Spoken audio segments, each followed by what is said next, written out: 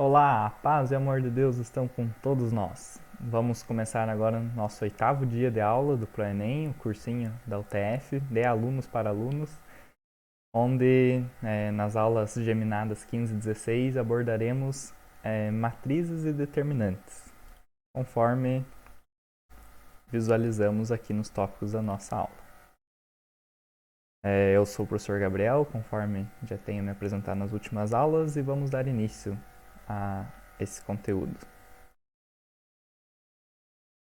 Primeiramente, inovando agora nessas aulas com um sumário dos nossos slides, que já vai ficar para os nossos vídeos também depois, para melhor localizá-los do que teremos nesta aula.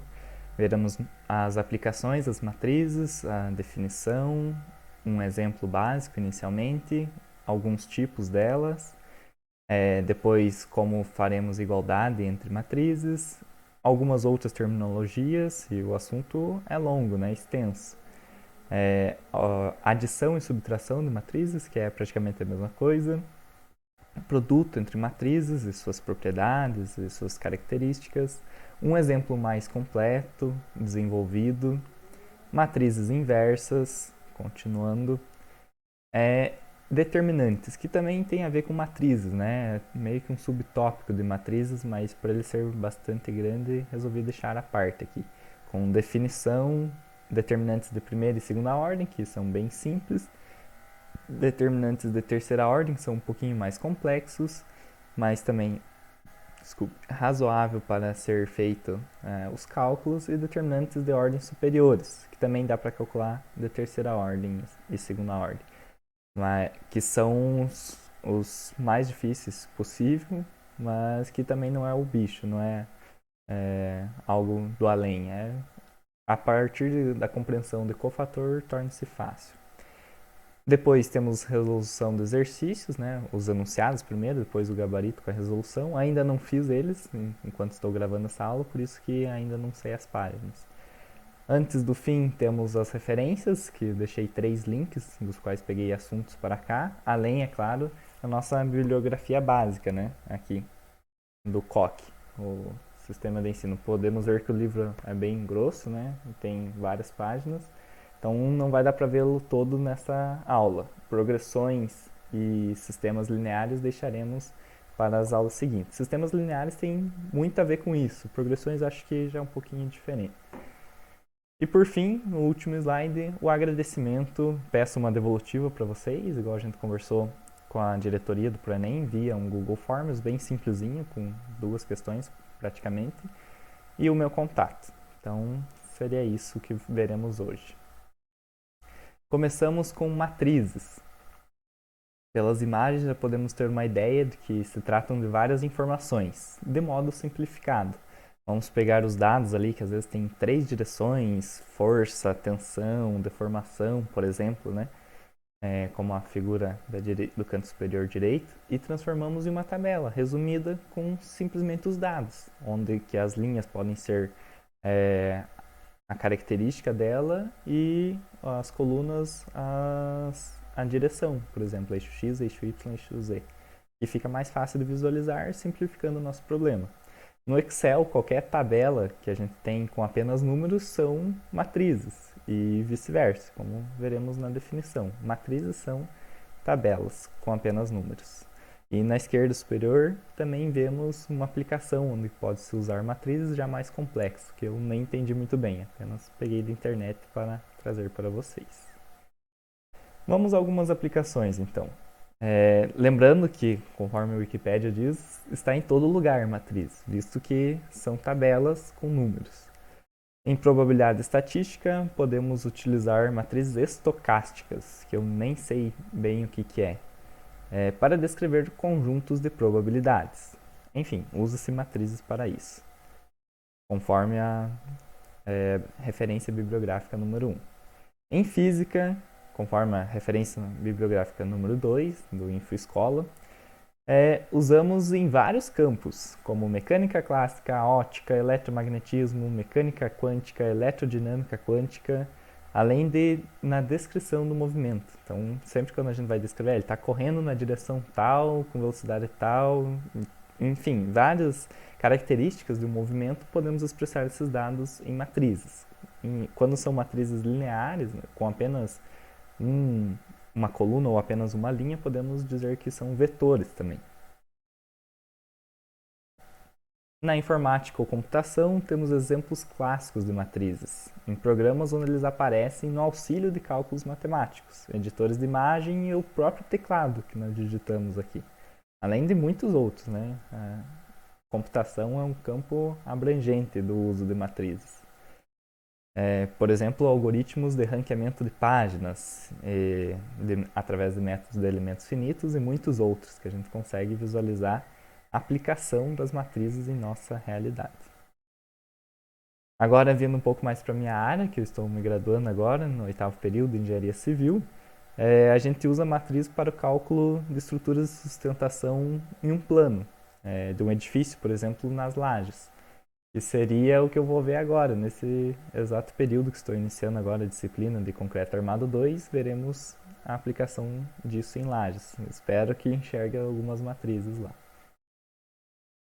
Além disso, as matrizes podem ser usadas em cadeias de Markov, crescimento populacional, grafos, códigos coletores de erros, modelo quântico, entre vários outros, segundo a Wikipedia.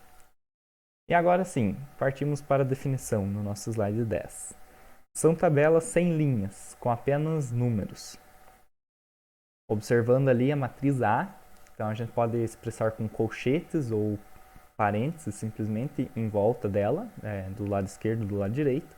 E no interior não colocamos linha nenhuma, apenas os números, de modo ordenado, um ao lado do outro e um embaixo do outro.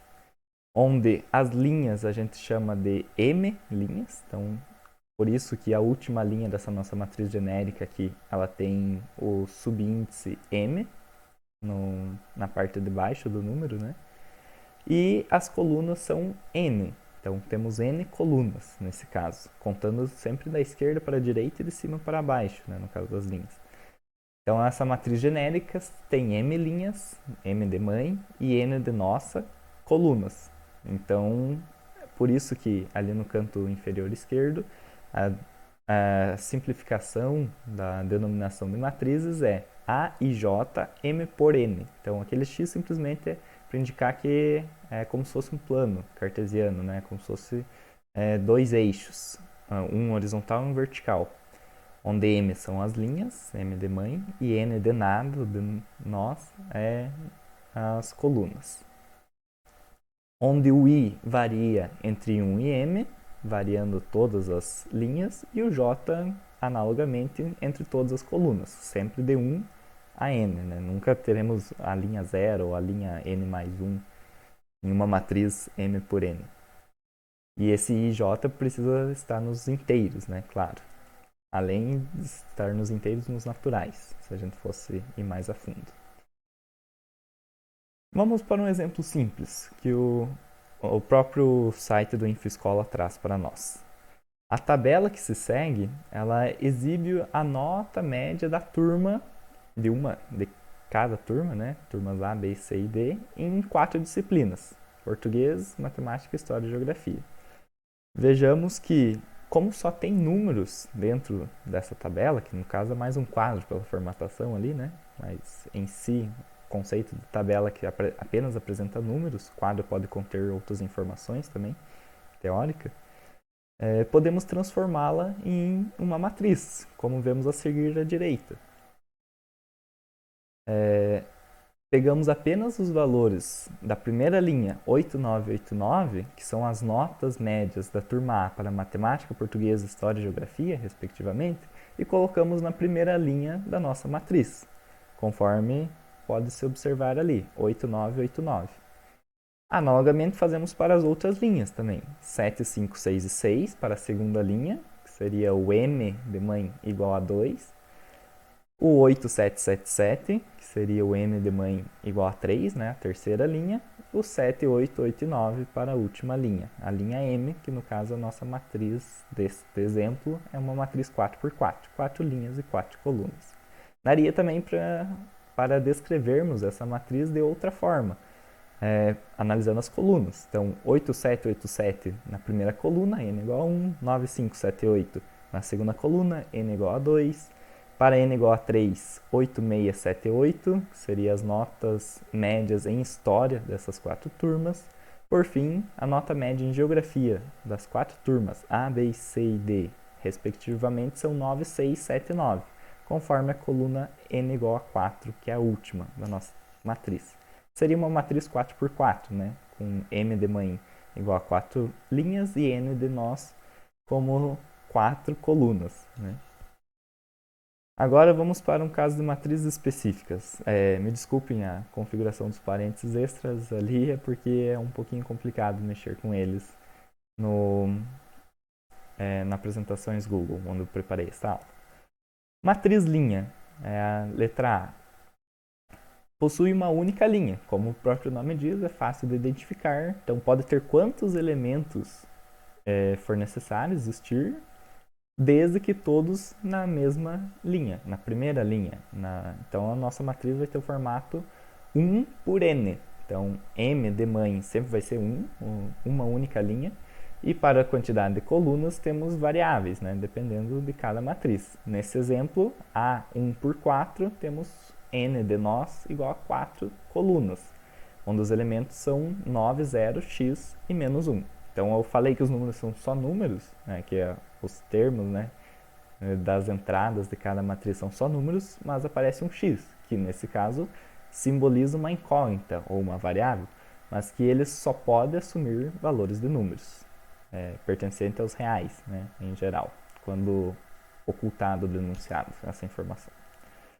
Letra B, matriz coluna, possui uma única coluna. Exemplo, a matriz 5 por 1. Então, vejamos ali, também tem algumas expressões, né, com variáveis ou incógnitas, o V, mas que serão substituídos por números, né? Obviamente, eles só são números, não tem nenhum texto na nossa matriz.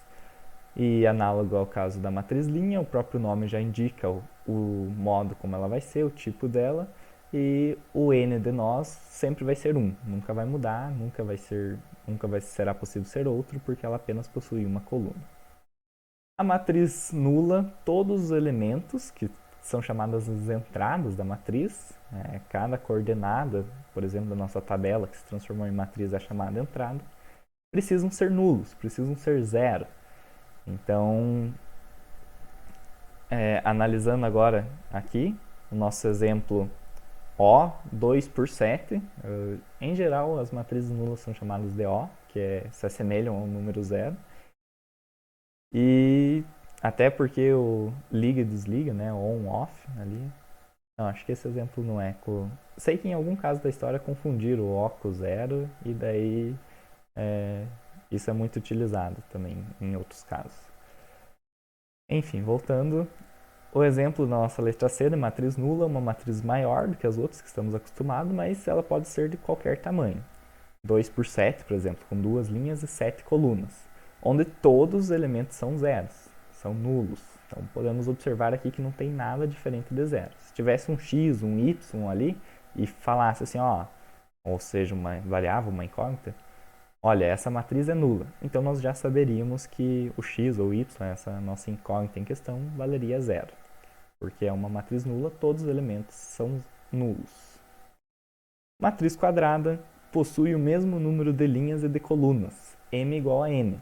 Então, é um caso clássico, resumido, um caso mais específico das matrizes. E a gente vai usar bastante por aqui. Por exemplo, a matriz D 1 por 1, que só tem um elemento, uma entrada. Desculpe, que seria o caso A11, né? O elemento 103, nesse nosso caso. E a matriz D' 2 por 2, né? Não confundir com derivada, que veremos na universidade, né? É apenas uma distinção para não ficar o mesmo D 1 por 1. Que é uma matriz 2 por 2. Opa, desculpe. Aí, agora sim. W, y quadrado, 3y e menos z.